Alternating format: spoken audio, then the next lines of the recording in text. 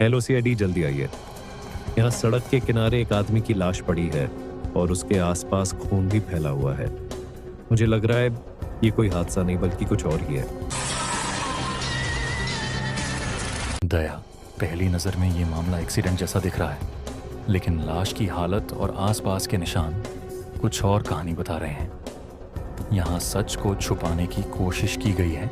Sir, अगर ये accident नहीं है तो इसका मतलब साफ है कि किसी ने इसे प्लान करके अंजाम दिया है और अब सबूत मिटाने की कोशिश कर रहा है। सर, इस आदमी ने सबसे पहले लाश देखी थी और तुरंत पुलिस को कॉल किया। इसके अलावा यहाँ उस समय कोई और मौजूद नहीं था। सर, मैं रोज इसी रास्ते से जाता हूँ, लेकिन आज जब मैंने इस आदमी को जमीन पर पड़ा देखा तो मुझे लगा कि कुछ बहुत गलत हुआ है। क्या तुमने कोई गाड़ी देखी थी या कोई ऐसी आवाज़ सुनी थी जो इस केस से जुड़ी हो सकती है?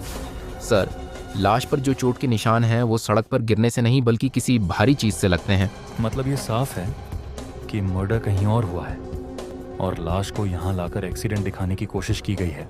सर, इसका मतलब ये पूरा प्लान पहले से तैयार था और सब कुछ सोच समझकर किया गया है।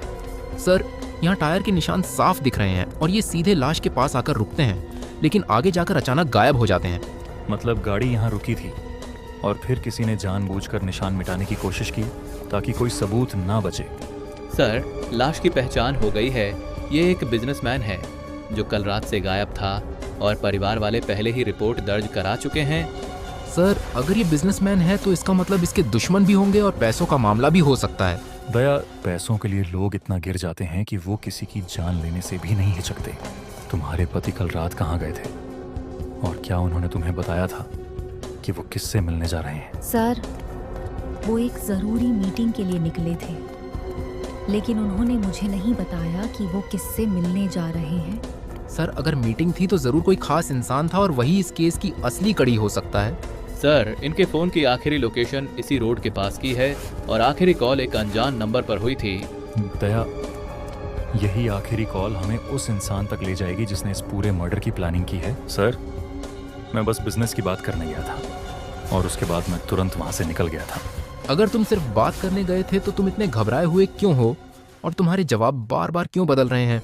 सच बोलो, क्योंकि झूठ ज्यादा देर तक छुप नहीं सकता और सच खुद सामने आ जाता है।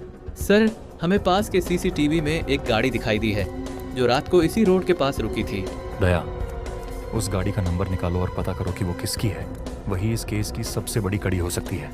सर, गाड़ी उसी सस्पेक्ट के नाम पर रजिस्टर्ड है जिससे हमने पूछताछ की थी। सर, अब ये साफ हो रहा है कि ये